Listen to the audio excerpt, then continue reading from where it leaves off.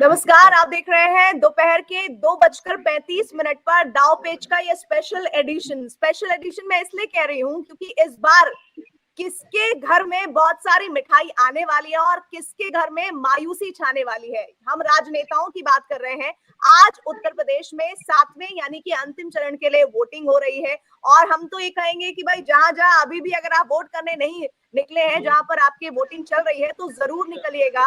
और हम तो अपील बार बार करेंगे कि आपका जमकर मतदान आपके भविष्य का निर्माण करने की ओर बढ़ रहा है कदम, तो इस हिसाब से आप लोग तय कीजिएगा। लेकिन आज जो स्पेशल एडिशन दाव पेच का आप देख रहे हैं, देखिए हमारे नेटवर्क 18 के बड़े चेहरे भी आपको मेरे साथ दिख रहे होंगे।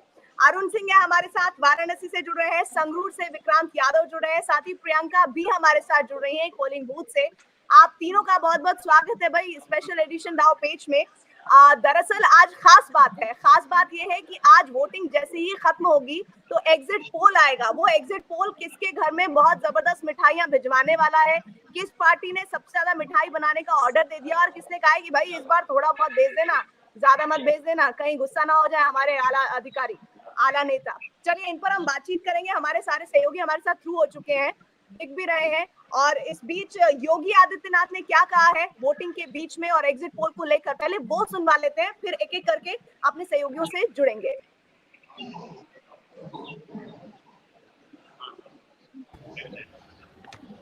तिथि 7 मार्च और प्रातः 7 बजे से प्रारंभ हुआ है। मतदाताओं में भारी उत्साह है। 9 जनपदों के जिन 54 विधानसभा सीटों पर आज चुनाव हो रहे हैं, मेरी सभी मतदाता भाइयों बहनों से अपील है कि वे अधिक से अधिक संख्या में जाकर के अपने मताधिकार का प्रयोग करें। आपका एक मत प्रदेश में सुरक्षा, सुशासन और समृद्धि के मार्ग को प्रशस्त करने में निर्णायक भूमिका का निर्वहन करेगा। तो निर्णायक भूमिका के लिए लगातार एक आपका मतदान अग्रसर होगा, इस बात की उम्मीद योगी आदित्यनाथ भी कर रहे हैं। जहां इस वक्त 7वें चरण के लिए 54 विधानसभा सीटों के लिए मत पड़ रहे हैं। इस बीच एग्जिट पोल का भी सबको बेसब्री से इंतजार है। उत्तराखंड, गोवा, साथ ही साथ मणिपुर, पंजाब और उत्तर प्रदेश में सरकारें किसकी बनने वाली है, फैसला होना है 10 मार्च को। लेकिन 7 मार्च के बाद ही जो तस्वीर उभर कर सामने आने वाली है वो क्या होगी। सबसे पहले मैं अरुण का रुख कर रही हूँ। अरुण, आप तो उत्तर प्रदेश की खाक छान रहे हैं पूरी तरह से। आपने जितने मजे किए हैं इन चुनावों में किसी और ने नहीं किए होंगे, लेकिन जरा बताइए, नब्ज भी टटोली है और नब्ज अगर टटोली है तो क्या कह रही है उत्तर प्रदेश की जनता। देखिए, उत्तर प्रदेश की जनता ने एक स्पष्ट जनादेश की तरफ कदम बढ़ाया है। अब वो जनादेश किसकी तरफ है ये अभी हम लोग नहीं कह सकते। 6 बजे तक वोटिंग होनी है उत्तर प्रदेश में, तो जब तक वोटिंग न हो जाए पूरी, तब तक हम लोगों का कोई एक नतीजे पर पहुंचना लोकतंत्र के लिए और पार्लियामेंट्री डेमोक्रेसी के लिए ठीक नहीं है। लेकिन हाँ, इतना जरूर है कि पिछले कुछ चुनाव में अगर आप देखिए तो लगातार सरकारें बदलती रही हैं। 21 साल में लगातार सरकारें बदलती रही हैं। क्या इस बार योगी आदित्यनाथ और प्रधानमंत्री नरेंद्र मोदी दोनों के जो जोड़ी है, जोड़ी नंबर 1 उत्तर प्रदेश के चुनाव में जिसको कहा जा रहा है, क्या वो इस 21 साल के सूखे को दोहरा पाएंगे?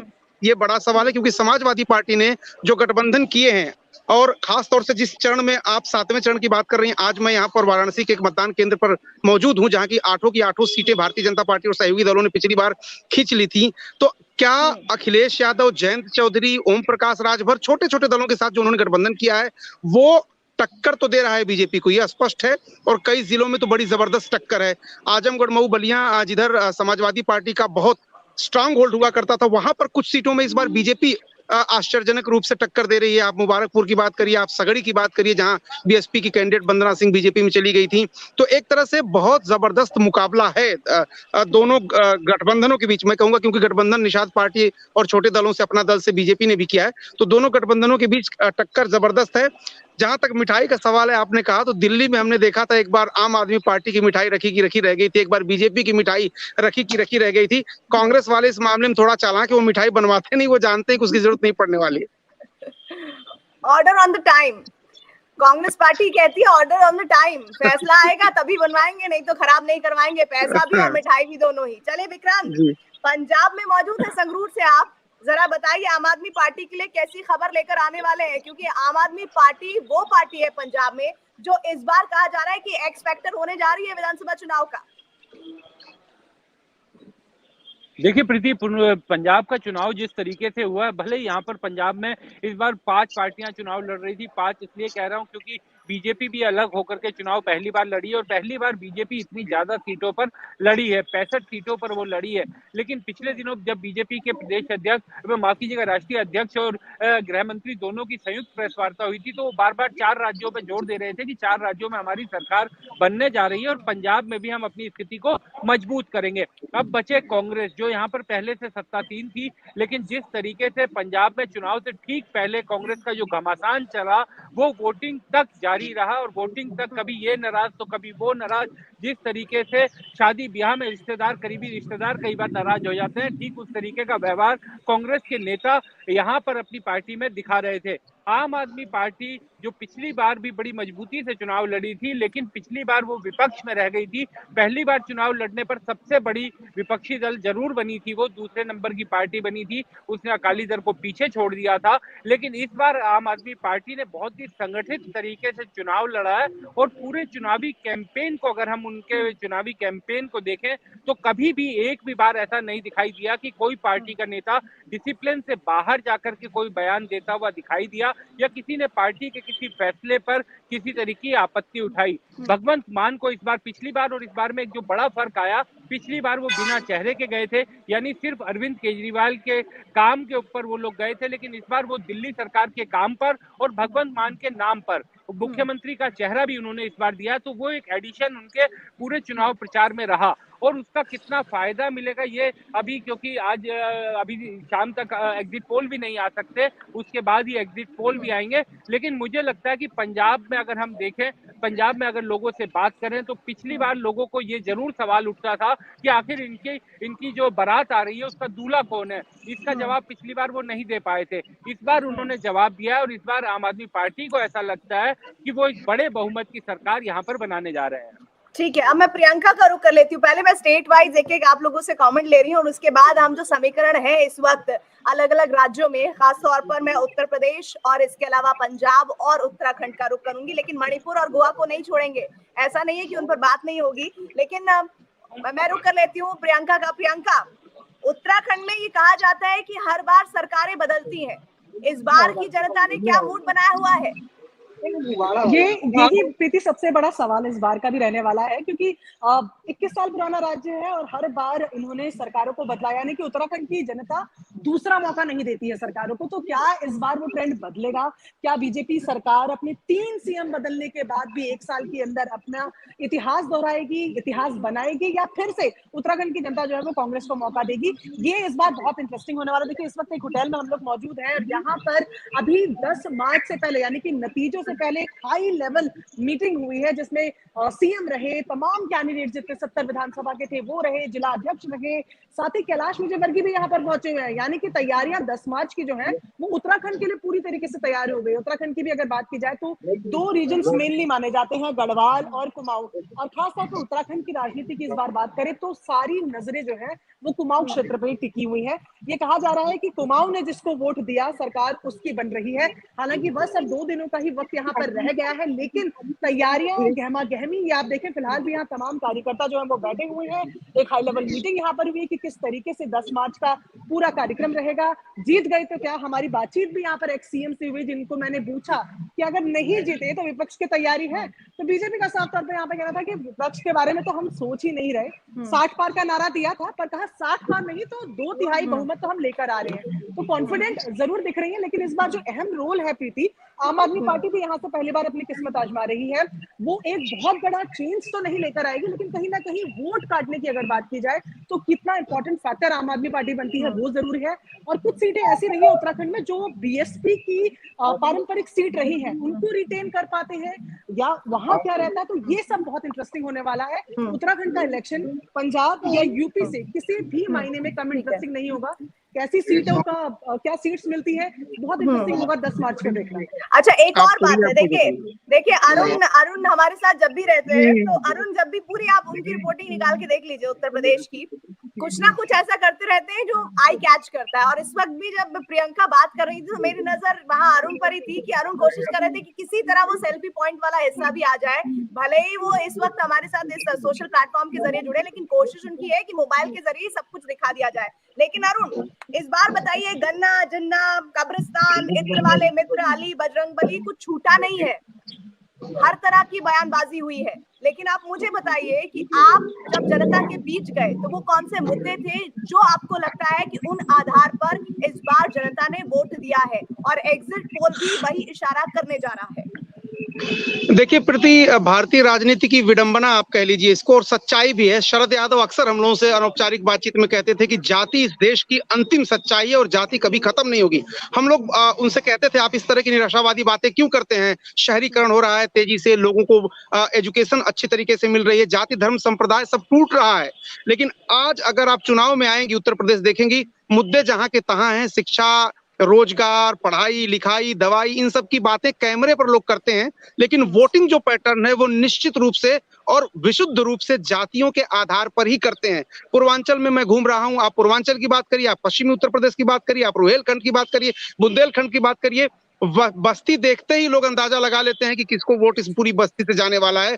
तो ये सच्चाई है। और जमीन पर जब हम घूमते हैं, लोग बात तो करेंगे कि नाली नहीं है, सड़क नहीं है, खड़ंजा नहीं, ये अच्छा हो गया, ये बुरा हो गया, हम विकास के नाम पर वोट देंगे, हम सुरक्षा के नाम पर वोट देंगे, हम स्थिर सरकार के नाम पर वोट देंगे। लेकिन असली सच्चाई और सबसे बड़ी सच्चाई ये है कि जाति के आधार पर, धर्म के आधार पर ही वोट हो रहे हैं हाल के चुनावों में। तो उत्तर प्रदेश में अगर आप देखिए, पिछले कुछ चुनावों का पैटर्न देखिए, स्पष्ट बहुमत मिलता रहा है। आप 2007 की बात करिए, 2012 की बात करिए, 17 की बात करिए। मुझे लगता है इस चुनाव में चुनौती अखिलेश यादव के सामने है, चुनौती मायावती के सामने, लेकिन बड़ी चुनौती बीजेपी के सामने है। क्योंकि जो प्रदर्शन 2017 में हुआ था, इस बार कम से कम हर आदमी इस बात पर सहमत है, लगभग इस बात पर सहमत है कि वो प्रदर्शन दोहराने नहीं जा रहे हैं। तो अगर वो प्रदर्शन दोहराने नहीं जा रहे हैं और बीजेपी की सीटें अगर कम होती है, मैं कह रहा हूं अभी फाइनल नतीजे नहीं आए हैं, हम अगर मगर करके ही बात कर रहे हैं, हो सकता है बीजेपी जो दावे करती है उससे भी ज्यादा सीट पा जाए। अखिलेश यादव दावे करते हैं 400 सीट की हो सकता है वो पा जाए। हम किसी संभावना से इनकार नहीं कर सकते आज यहाँ पर बैठे हुए आपके सामने, लेकिन इतना जरूर कह रहे हैं कि कांटे का चुनाव हो रहा है, टक्कर है। और कोई पिछले चुनाव की तरह जिस तरह से दम ठोक के कह रही थी बीजेपी, उस तरह से थोड़ा सा जो उनका अंदरूनी सर्वे है उसको भी अगर आप देख लीजिए तो बहुत ज्यादा कंफर्टेबल नहीं है बीजेपी। हाँ, ये बात जरूर है, उसके नेता ये कहते हैं कि हम सरकार तो हम ही बनाएंगे, आएंगे तो योगी ही, कैसे आएंगे, कब आएंगे, ये 10 तारीख को देखेंगे। और लेकिन एक बात और है, मैं लगातार, ये आप समझ लीजिए कि हमारे जो मित्र हैं, पत्रकार मित्र हैं, वो लगातार हाल फिलहाल में ट्वीट कर रहे हैं। विक्रांत जी बाउंसर फेंक रहे हो, मुझे पूरा यकीन है कि आप बिल्कुल छक्का मारने वाले हैं। आपने एक ट्वीट किया है कि 2 दिन पहले का ट्वीट है, जब वो आया था नजर में तो सोच रही थी कि बात होगी, मुझे नहीं उम्मीद थी कि इस तरह से बात हो जाएगी। आपने कहा कि पत्रकार मित्र कई दावे कर रहे थे, तो आपने वो जो डिसाइसिव फैक्टर बताए हैं 2 स्टेट्स के, जरा बता दीजिए आज व्यूअर्स को कि वो कौन कौन से डिसाइसिव स्टेट्स हैं और क्यों। देखिए प्रीति, मैं अभी भी उस बात पर कायम हूँ, क्योंकि बाकी जो 3 राज्य हैं, उत्तराखंड, गोवा और मणिपुर, वहां पर जाने का मौका नहीं मिल पाया चुनाव में। लेकिन उत्तर प्रदेश और पंजाब, आप यकीन मानिए, दोनों ही राज्य एकदम डिसाइसिव मैंडेट देने वाले हैं। डिसाइसिव सरकार बनेगी। जो लोग ये कह रहे हैं कि क्या 200 से कम यूपी में किसी पार्टी की रह जाएगी, यूपी में जिसकी भी सरकार बनेगी वो एक मैंडेट के साथ बनेगी और वो डिसाइसिव मैंडेट के साथ बनेगी। और यही बात मैं पंजाब के बारे में भी बिल्कुल कंफर्म हूँ, क्योंकि पंजाब में मैं काफी घूमा। मैं इस बार पंजाब के तीनों इलाकों में, मांझा, मालवा और दोआब, क्योंकि पिछली बार आम आदमी पार्टी को केवल मालवा में वोट मिला था, लेकिन बाकी मांझा और दोआब में वो पूरी तरीके से साफ हो गई थी। लेकिन इस बार जिस तरीके से हम घूमे तो ये दिखाई दे रहा है कि इस बार पूरे पंजाब में कांटे की टक्कर जरूर थी। कांग्रेस ने लड़ने की कोशिश मजबूती के साथ की, अकाली दल ने बहुत बड़ी मेहनत की है, बहुत ज्यादा मेहनत की है, और अकाली दल ने बसपा के साथ गठबंधन भी किया है, जिसका एक बड़ा वोट बैंक भी है, दलित वोट बैंक। यहाँ पर पंजाब में बहुत बड़ा दलित वोट बैंक है, और काशीराम की शुरुआत पंजाब से हुई थी, तो उनके साथ गठबंधन किया। लेकिन आम आदमी पार्टी इस चुनाव में, प्रीति, जो एक सबसे बड़ा मुद्दा मुझे दिखाई दिया पंजाब में, वो हर वोटर ये कह रहा था कि हम बदलाव चाहते हैं। अब इसको भी हमें थोड़ा सा समझना पड़ेगा, क्योंकि कांग्रेस पार्टी ये कह रही है कि लोग जो बदलाव कह रहे थे वो सिस्टम से बदलाव की बात कर रहे हैं। यानी कांग्रेस उन्हें अपने लिए ले रही है कि लोग उसके बारे में बात कर रहे थे, और जनता का ये कहना था कि जो कैप्टन अमरिंदर सिंह का सिस्टम था उससे वो बदलाव चाहते हैं। लेकिन आम आदमी पार्टी का साफ तौर पर यह कहना है कि जनता जो बदलाव की बात कर रही है वो सत्ताधारी दल को बदलने की बात कर रही है। हालांकि कांग्रेस बीजेपी से सहमत नहीं है, लेकिन ये बात यकीन मानिए कि पंजाब और यूपी एकदम डिसाइसिव मैंडेट लेकर के आएगा। उत्तराखंड में जो बात की जा रही है बड़ी करीबी मुकाबला, और गोवा का जो हम आमतौर पर देखते हैं कि वहां पर एक खंडित जनादेश ही आता है, तो जो मित्रों से बातचीत हो रही है वहां पर इस बार भी इसी तरह की खबरें आ रही हैं कि खंडित जनादेश आएगा। लेकिन विक्रांत लेकिन आपने जो बात कही, इन दो बातों में एक तीसरी बात भी निकल रही है, एक तीसरी बात भी निकल रही है। आपने कहा कि जनता, कांग्रेस पार्टी ये समझा रही है कि जनता कैप्टन अमरिंदर के शासन से खुश नहीं थी, आम आदमी पार्टी कह रही है कि कांग्रेस पार्टी के शासन से खुश नहीं थी, लेकिन बीजेपी सोच रही होगी कि अब बताइए कैप्टन अमरिंदर से इतनी लंबी बातचीत हुई, सब कुछ मान गए, किसान मूवमेंट को लेकर सब कुछ कर लिया, और कैप्टन अमरिंदर सिंह का ही एक्सेप्टेंस नहीं है, तो फिर वो उनकी क्या भूमिका रहेगी, उनका क्या वजूद रहेगा, ये भी अपने आप में एक बड़ा सवाल हो जाता है। लेकिन मैं एक बार प्रियंका आपका रुख करना चाहती हूँ, आती हूँ मैं विक्रांत आपके पास। रक्षा मंत्री राजनाथ सिंह कहते हैं फ्लावर नहीं फायर है पुष्कर धाम, लेकिन पुष्कर धाम को वक्त नहीं मिला, ऐसे में वो क्या कायम कर पाएंगे वो भरोसा जो जीत के लिए बहुत जरूरी होता है उत्तराखंड की जनता के लिए? जी बिल्कुल, और ये तो काफी हिट भी हुआ था डायलॉग कि पुष्कर सिंह धामी फ्लावर नहीं फायर है। अब ये फायर जो है वो इलेक्शन के वोटिंग के दिन भी देखने को मिलेगी। मैं ना कुछ लोग में यहाँ पर उनसे मैं बात करती हूँ, प्रवक्ता भी हमारे साथ यहाँ पर है। सर ये बताइए, फायर का जादू चलेगा, फ्लावर का जादू चलेगा, क्या लग रहा है? आपका वोटिंग हो गई है, अब तो हम सच सच बात कर सकते हैं। तोड़ने के बाद भारतीय जनता पार्टी मैंडेट के साथ बड़े बहुमत के साथ सरकारें बनाने जा रही है, और हमारे कार्यकर्ताओं की चेहरों की चमक ये बता रही है, सारे विकास होने जा रहे हैं। आप 60 पार की बात कर रहे थे, अब क्या कहते हैं? पूरा अभी हम 60 पे अड़े हुए। इस बार जो कहा था वो क्या है, हम जब वचन खाते हैं, हम तब कसम खाते हैं, जब राम कसम खाते हैं फिर मंदिर वही बनाते हैं। हम तो कसम खाने वाले लोग हैं। जोश में देखिए, आप किसी भी तरीके से कमी नहीं है। यहाँ तो तमाम जितने लोग हैं, तमाम बीजेपी कार्यकर्ता हैं, तो ये साफ तौर पर कह रहे हैं कि 60 पर अभी अटके हुए। ये उत्तराखंड का इतिहास है कि इतना मैंडेट कभी दिया ही नहीं गया है। अभी भी जो ताजा स्थिति लग रही है, जिस तरीके से विक्रांत जी बता रहे थे कि पंजाब और यूपी में एक तरफा मैंडेट आएगा, लेकिन राजनीति को समझने वाले लोग, उत्तराखंड को समझने वाले लोग इस बात से उत्तराखंड को बिल्कुल नहीं जोड़ पा रहे हैं। यहाँ पर चांसेस वही लग रहे हैं जो अक्सर होते आए हैं, 30-35 यानी कि कड़ा मुकाबला जो है वो कहीं ना कहीं मेनली बीजेपी और कांग्रेस के बीच ही रहेगा। अगर बीजेपी इस बार सरकार बनाती है तो ये इतिहास में पहली बार होगा, क्योंकि उत्तराखंड में दूसरी बार सरकार ही रिपीट नहीं होती है। जहां तक लेकिन प्रियंका एक और सवाल है जिसको लेकर व्यूअर्स भी जानना चाहते हैं, और जो वोटर है, जो हमारे इस तमाम एग्जिट पोल्स की रिपोर्ट्स देखेगा, जो अलग अलग एजेंसीज करवाती हैं, विश्वसनीयता, अमिताभ सिन्हा जी भी हमारे साथ जुड़ गए। अमिताभ जी, आवाज आ रही हो तो जवाब दीजिएगा इस बात का, पिछली बार के जो एग्जिट पोल्स थे वो कितने सटीक बैठे थे कि जनता इस बार के एग्जिट पोल्स पर भी वही टकटकी लगाकर बैठी रहे? इस पर जरा रोशनी डालिए। त्योहार की तरह ही होता है प्रीति, और त्योहार मनाने के लिए हम लोग सब मौजूद रहते हैं और पूरे सारे नेतागण इसको देखते रहते हैं, तो इस त्योहार का इंतजार सबको रहता है। लेकिन अब जनता भी समझदार हो गई है, नेता भी समझदार हो गए हैं, वोटर भी समझदार हो गए हैं, तो ये कहना कि फला वोटर फला को वोट दे रहा है, ये अटकलें लगाना बहुत बहुत मुश्किल काम होता जा रहा है आने वाले दिनों में। और सारे रिपोर्टर, अरुण भी फील्ड में गए हैं काफी, प्रियंका भी फील्ड में रही है काफी, कितना मुश्किल होता है वोटरों से ये पता लगाना कि किसको वोट दिया है।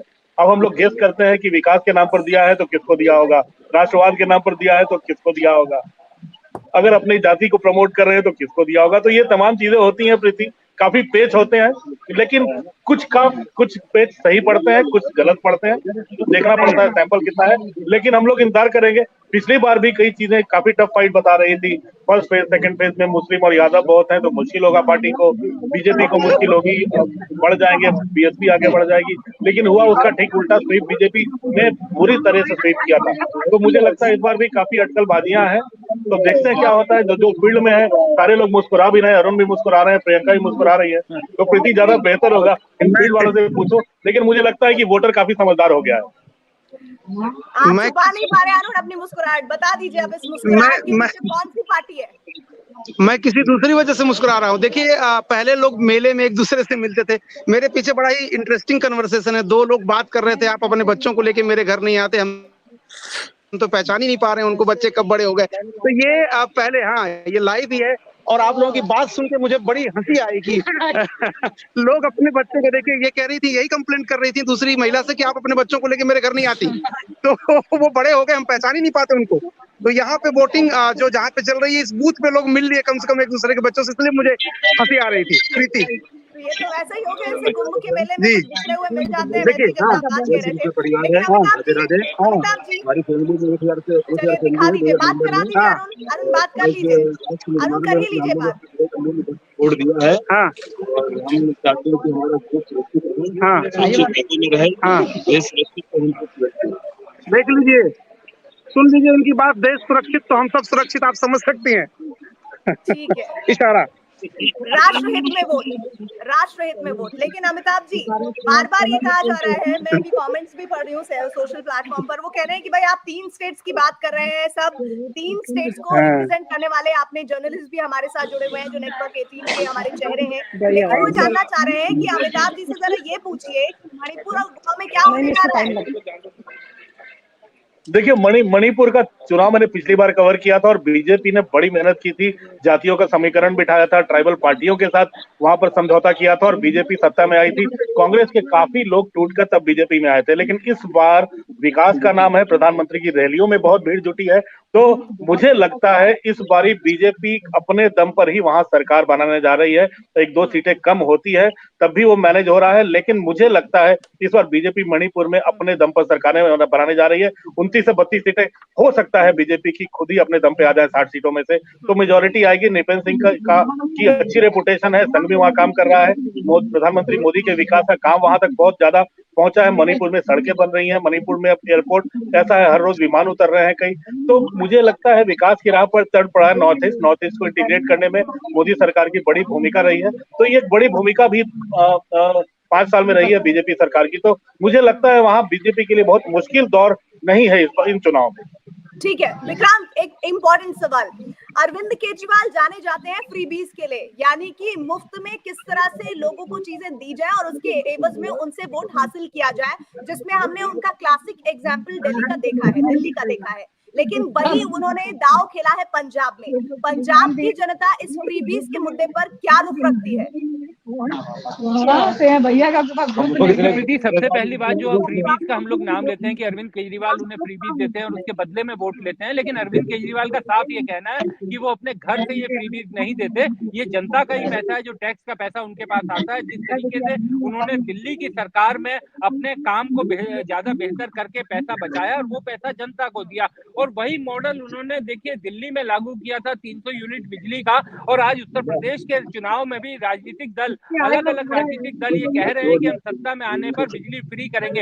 ये बात उत्तराखंड में भी कही गई है कि सत्ता में आने पर हम बिजली फ्री करेंगे। तो अब तमाम राजनीतिक दलों को भी इस तरीके के चुनावी वायदों को ग्रहण करना पड़ा है, मानना पड़ा है। तो एक तरह से जो अरविंद केजरीवाल ने अपने वायदा किया था बिजली को लेकर के, वो बाकी जगह भी घूमा है। लेकिन पंजाब चूंकि कृषि प्रधान राज्य है, पंजाब में एक बड़ा मुद्दा रहता है खेती के लिए बिजली और सिंचाई के लिए बिजली की जरूरत, और यहाँ पर निश्चित तौर पर खेती किसानी के लिए एक बड़ा मुद्दा है और उसको लोग देख भी रहे हैं। यही मैं कह रहा हूँ कि पंजाब में जो सबसे इंटरेस्टिंग चीज मुझे घूमने पर लगी थी कि लोग कहते थे कि हमें बदलाव चाहिए। कांग्रेस पार्टी कहती थी कि वो सिस्टम से बदलाव की बात कर रहे हैं और आम आदमी पार्टी कहते थे कि वो कांग्रेस पार्टी की सत्ता से बदलाव की बात कर रहे हैं। अब किसका बदलाव सही है, जनता किसका बदलाव चाहती है, वो अब नतीजों के बाद ही लगेगा। हालांकि एग्जिट पोल से थोड़ा थोड़ा उसका इशारा जरूर मिलेगा, लेकिन पिछली बार भी हमने देखा था कि अरविंद केजरीवाल बहुत मजबूती से चुनाव लड़े थे, लेकिन चूंकि बहुत बड़ी उन्होंने मात खाई थी पिछली बार, इसलिए इस बार आम आदमी पार्टी कोई दावे नहीं कर रही। आप देखिए कि जिस दिन पंजाब का चुनाव हुआ है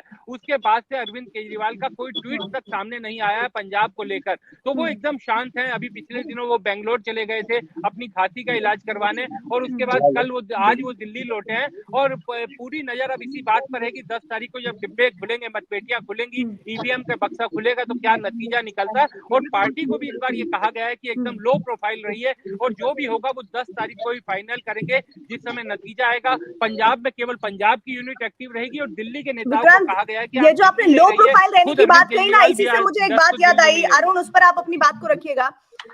समाजवादी पार्टी ने पहले जो 2 चरण हुए उसके बाद अपने प्रवक्ताओं को कहा कि आप शांत रहिए, आप किसी भी तरह के बयानबाजियों में मत उलझिए, यहाँ तक कि उन्होंने टीवी डिबेट्स में भी अपने प्रवक्ताओं को भेजना बंद कर दिया। लेकिन ये कहा जा रहा था कि शुरुआत में समाजवादी पार्टी बढ़त बना रही है शुरुआती चरणों में, लेकिन बाद के जो चरण थे, जो खासतौर पर पश्चिमी उत्तर प्रदेश से ताल्लुक रखते हैं, लेकिन बाद के चरणों में क्या वो उसी स्पीड को बरकरार रख पाए हैं, और नहीं रख पाए होंगे तो उसकी वजह क्या रही होंगी आपकी नजर में? देखिए प्रीति, 2-3 बातें हैं। समाजवादी पार्टी ने शुरुआत जैसे की थी, जिसको कहते हैं आरंभ है प्रचंड, लेकिन बाद के दिनों में उसकी जो गति है वो थोड़ा धीमे जरूर हुई है। और समाजवादी पार्टी के एक बड़े नेता से आज बात हो रही है, जिस तरह के बयान अखिलेश यादव दे रहे थे, वो कह रहे थे कि अखिलेश यादव की स्टाइल छात्र राजनीति वाली अभी भी है। जो मुलायम सिंह यादव की गंभीर नेता की छवि थी, उसके गुण जो थे वो अभी भी सीखना अखिलेश यादव के लिए बाकी है। और जिस तरह के गांव में मैं गया था कई लोगों के पास, वोट देखिए जातियों के आधार पर होता है, जातियां तय हैं कौन जाति किसको वोट दे रही है। लेकिन कुछ लोग, जैसे उन्होंने चिलम वाला जो बयान दिया था योगी आदित्यनाथ के लिए कि बाबा चिलम बाबा, और इसके बाद जो उन्होंने जाकर के वहां पे प्रतापगढ़ में कहा कि कुंडा में कुंडी लगा देना चाहिए राजा भैया के लिए, और गुंडे मवाली शब्द का इस्तेमाल, बहुत सारी ऐसी बातें उन्होंने कही हैं जो एक मुलायम सिंह की जो राजनीति रही है, सभी को साथ लेकर के चलना, सभी जाति धर्म के प्रतिनिधित्व को साथ लेकर लेना। अगर अखिलेश यादव, हो सकता है उनकी चुनावी रणनीति थी कि इस पूरे चुनाव को अगड़ा बनाम पिछड़ा बना दिया जाए, और यही एकमात्र रास्ता उनको जीत का नजर आया। बीजेपी चाहती थी कि ध्रुवीकरण हो जाए, अखिलेश यादव चाहते थे अगड़ा बनाम पिछड़ा हो जाए। तो अखिलेश यादव की संभावनाएं अच्छी थी, आज भी अच्छी हैं, टक्कर कई जिलों में कई जगहों पर वो दे रहे हैं।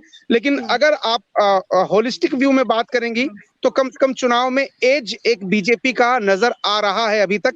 अब ये जो इलाका है जिसमें 54 सीटों में आज चुनाव हो रहा है, वहां सुहेल देव की पार्टी जो है, ओपी राजभर की जो पार्टी है, उसके साथ गठबंधन अखिलेश यादव ने जो किया है, उसका कितना असर होता है आजमगढ़, मऊ, बलिया वाले जिलों में, उस पे बहुत ज्यादा असर करेगा कि अखिलेश यादव की संभावनाएं कितनी ज्यादा अच्छी हैं। लेकिन टक्कर है। ठीक है, अमिताभ बता रहे हैं कि जबरदस्त टक्कर है, लेकिन एक एज बीजेपी को मिलता दिख रही है। लेकिन एक बात और कही जा रही है इन चुनावों को लेकर, खास तौर पर उत्तर प्रदेश के संदर्भ में, वो ये कि 2024 जो लोकसभा चुनाव होगा वो लिटमस टेस्ट है उत्तर प्रदेश का। आज जो नतीजे होंगे और उसी के आधार पर एक लंबी पारी जो है वो पार्टियां खेलेंगी, जो नतीजे आएंगे जिनके फेवर में आएंगे वो एक स्ट्रॉन्ग चेहरे के तौर पर 2024 तक पहुंचते दिखेंगे।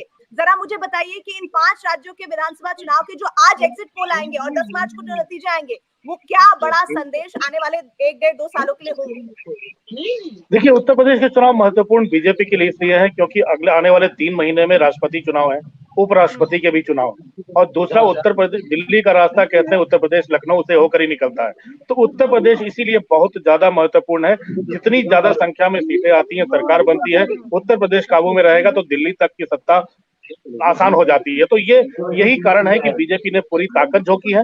और जहां तक बीजेपी का सवाल है, बीजेपी के सारे नेता मैदान में उतरे। बीजेपी ने एक संगठन के तौर पे काम किया। कोरोना चल रहा था, योगी तब भी मैदान में थे। जहां तक अखिलेश का सवाल है, अरुण ने कहा कि मुलायम सिंह यादव और उनकी राजनीति में बहुत अंतर है।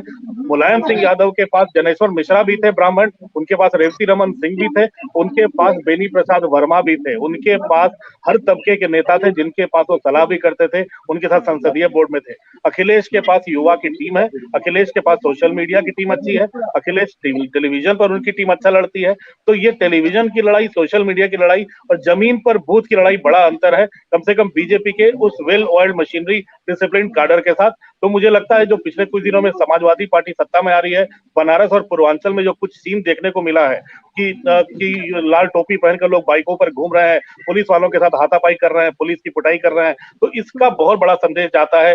जो गुंडागर्दी को रोकने की बात योगी कर रहे थे, प्रधानमंत्री मोदी ने रैलियों में किया है। तो एक बहुत बड़ा इशू लॉ एंड ऑर्डर, गुंडागर्दी रोकना है। प्रीति, मुझे लगता है कि गांव से लेकर शहर तक मुझे लगता है एक डर जरूर पैदा करने में बीजेपी सफल रही है। लेकिन एक बात और बाकी है जो कही गई प्रधानमंत्री के जरिए भी और योगी आदित्यनाथ के जरिए भी कि उत्तर प्रदेश का ये जो चुनाव है, ये आप मुख्यमंत्री विधायक चुनने के लिए नहीं लड़ रहे हैं, मंत्री चुनने के लिए नहीं लड़वा रहे हैं, ये आप देश राष्ट्र निर्माण के लिए चुन रहे हैं। इसी के साथ तीरथ सिंह से प्रियंका ने बात की है, वो बातचीत में सुनवाना चाहती हूँ आप लोगों को भी और व्यूअर्स को भी। सुनिए। तीरथ सिंह रावत हैं जो कि एक्स सीएम भी हैं उत्तराखंड के। ओपिनियन पोल आने वाले हैं, किस तरीके की उम्मीद है आपको? 6 बजे के बाद ओपिनियन पोल आ जाएंगे। 10 तारीख को काउंटिंग होगा भारतीय जनता पार्टी के पक्ष में जनता ने आशीर्वाद दिया है, मतदान किया है। विशेषकर बहनों की, महिलाओं की बड़ी भूमिका रही है। मोदी जी को लोगों ने दिलों से लगाया है और मैं कह सकता हूँ कि आज पहाड़ के अंदर या उत्तराखंड में महिलाओं की संख्या, जिस तरह रिजल्ट परिणाम आया, वोट देने प्रतिशत आया, तो निश्चित है 2/3 बहुमत से भी अधिक हम लोग लेकर के आएंगे। प्रत्याशी हमारा विधायक जीत कर बनेंगे, सरकार भाजपा की बनेगी और जल्दी मैं सोचता हूँ कि खुशियाँ। अच्छा, इस बार क्योंकि सारा दारोमदार जो है एक तरीके से कहा जाए तो महिला वोटर्स के ऊपर आ गया है, साइलेंट वोटर भी महिलाएं होती, तो आप किस बेस पे ये कह पा रहे हैं कि आप ही के पक्ष में आएगा? आपके साथ तो एंटी इनकम्बेंसी भी हो सकती है 5 साल की। देखिए, मैंने कहा कि प्रधानमंत्री मोदी जी के प्रति जो एक आत्मीयता महिलाओं के प्रति है, लगाव, और चौके से लेकर के, चूल्हे से लेकर के बच्चे की तैयारी से लेकर सब तरह का उस पर जो भार रहता है, जो जानती है, देखती है, तो उन्होंने देखा है सस्ता राशन मोदी जी के द्वारा गरीब कल्याण योजना के तहत पहुंचा, स्वास्थ्य की चिंता 5 लाख जिस तरह का गरीब, यही नहीं तो शौचालय है, बहुत सारे इस प्रकार का चीज़ें जो दिए हैं और वो लोगों को दिलों में घिरी। और उसी का एक परिणाम मैंने कहा कि लोगों ने वोट दिया, खुल करके दिया, और जिन्होंने खुल करके भी नहीं दिया, विशेषकर महिलाएं, क्योंकि परिवार में पुरुष प्रधान जैसे कहते हैं, तो वहाँ पर इसलिए महिला, जैसे आपने कहा, साइलेंट भी रही। वही एक कारण था कि वो अपना साइलेंट के रूप में वोट डाल के भाजपा के पक्ष में आई हैं। तो मैं इसलिए कह सकता हूँ और कह रहा हूँ कि भाजपा के पक्ष में मतदान महिलाओं का अधिकतम और नौजवानों को भी, तो 2/3 अधिक बहुमत से हम जीतेंगे और ये रिकॉर्ड भी टूटेगा कि एक बार कांग्रेस, एक बार भाजपा, ये अब समाप्त हो जाएगा, लगातार भाजपा।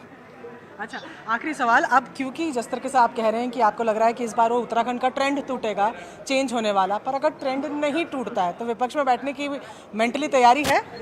देखिए, मैंने कहा ना कि परिणाम अपने पक्ष में है। अच्छा, और क्लियर मेजोरिटी के उसमें हम लोग आ रहे हैं, तो आप सोचना भी नहीं चाह रहे? ये सोचने का विषय।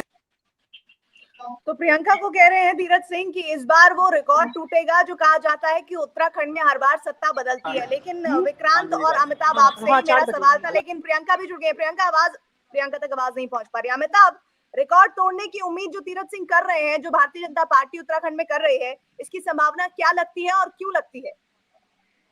देखिए, उत्तराखंड में मुश्किल बहुत थी। 3 मुख्यमंत्री बनाना एक बड़ा नेगेटिव, बड़ा ही नकारात्मक संकेत दे गया था पूरे राज्य को। बेरोजगारी की समस्या है, 5 साल की एंटी इनकम्बेंसी है, साथ ही साथ उत्तराखंड को पेंडुलम स्टेट भी माना जाता है, जहां एक बार कांग्रेस और एक बार बीजेपी सत्ता में आती है, छोटे छोटे राज्यों की तरह। स्टेबिलिटी बहुत ज्यादा वहां, कांग्रेस को भी, आपको याद होगा, एनडी तिवारी के बाद अगर हरीश रावत सीएम बने, कोई और सीएम बना, तो वहां पे स्थिरता बहुत ज्यादा नहीं होती है। उसका खामियाजा बीजेपी को भुगतना पड़ा। लेकिन 2 चीजें साफ है, जो सैनिकों को सम्मान से लेकर, सैनिकों को पेंशन से लेकर, 1 रैंक 1 पेंशन की बात करके, और प्रधानमंत्री की रैलियों ने वहां काफी कुछ वहां गैप भरने की कोशिश की है। खुद मुख्यमंत्री पुष्कर धामी आखिरी 3 महीने देहरादून छोड़कर गांव-गांव घूम रहे थे, उन्होंने काफी नकारात्मकता कम की थी। तो बीजेपी कम से कम एक लड़ाई में आ गई है और बीजेपी लड़ाई में है। लेकिन अमिताभ जी जैसे कह रहे हैं कि आप नकारात्मकता कम करने की पुष्कर सिंह धामी ने कोशिश की है। प्रियंका मेरे साथ, उन्होंने नकारात्मकता कम की थी। जनता के बीच जब आप गई, तो उस नकारात्मकता को जो कम करने की पहल पुष्कर सिंह धामी कर रहे थे, क्या वो वोट में तब्दील हो पाएगा? जी देखिए, जिस तरीके से अभी अमिताभ जी ने बोला कि पुष्कर सिंह धामी का आना बीजेपी के लिए इसलिए अच्छा रहा क्योंकि डैमेज कंट्रोल कर लिया गया, करने की कोशिश ही नहीं रही, काफी हद तक ये डैमेज कंट्रोल वहां पर कर भी लिया गया। जो बीजेपी दिसंबर तक अगर हम बात करें या नवंबर तक बात करें, कहीं लड़ाई में नजर नहीं आ रही थी और लग रहा था कि इस बार बेहद आसानी से कांग्रेस जो है सत्तासीन हो जाएगी, वो दोबारा जीत कर आएंगे। लेकिन सारे सिनेरियो को बदला है पुष्कर सिंह धामी ने। हमारे साथ प्रवक्ता भी यहाँ पर बीजेपी से जुड़े हुए, इनसे भी सब बात करते हैं। सर, क्यों आपको लगता है कि दूसरी बार आपको मौका दिया जाएगा जब 3 सीएम आपने बीच में बदले हैं? भारतीय जनता पार्टी की सरकार ने 5 वर्षों के अंदर उत्तराखंड राज्य के अंदर जो कल्याणकारी योजनाएं प्रारंभ की है, जिस तरह का ढांचागत विकास किया, और मोदी जी की केंद्र की सरकार ने इस राज्य के लिए जो इतना बड़ा पैकेज और इतने बड़ी सड़कों से लेकर एयर कनेक्टिविटी से लेकर जिस तरह के काम किए हैं हाँ। वो काम सबको भागे हैं, तो निश्चित रूप से तो ये एक बहुत क्लैरिटी हम चाहेंगे। तो इस बार के लिए जो आप मैदान में उतरे हैं, ये पीएम के कामों की वजह से ही, उन्हीं के पैकेजेस, उन्हीं की रोड, उन्हीं की ट्रेन, उन्हीं की वजह से निकले हैं ना? निश्चित रूप से मैं कह सकता हूँ कि कांग्रेस पार्टी अगर अपने केंद्रीय नेतृत्व के उसमें उतरे तो कोई मना थोड़ी करेगा उसके लिए। और तो अपने काम नेता तो हमारे ही हैं, नरेंद्र भाई मोदी सर, अगर हम उनके काम का व्याख्यान करते हैं तो इसमें गड़बड़ क्या है? ठीक है। और ये कहीं ना कहीं देखिए प्रीति जायज भी है, क्योंकि फुल टाइम सीएम तो कोई रहे ही नहीं, 3 सीएम रहे। अब आप काम गिनवाएंगे भी तो किसके गिनवाएंगे? इस वजह से बीजेपी जो इस बार गई वो पीएम के नाम पर गई। और जिस तरीके से अमिताभ जी इस बात को कर रहे थे कि पुष्कर सिंह धामी देहरादून छोड़कर फिर गांव-गांव जो घूमे हैं, उसके बाद जिस तरीके से पीएम की रैलियां यहाँ पर हुई है, सैन्यधाम की बात हुई है, तो कहीं ना कहीं एक मैंडेट को, एक जो उदासीनता पहले दिख रही थी बीजेपी के लिए, उसको बहुत हद तक कवर अप किया गया है।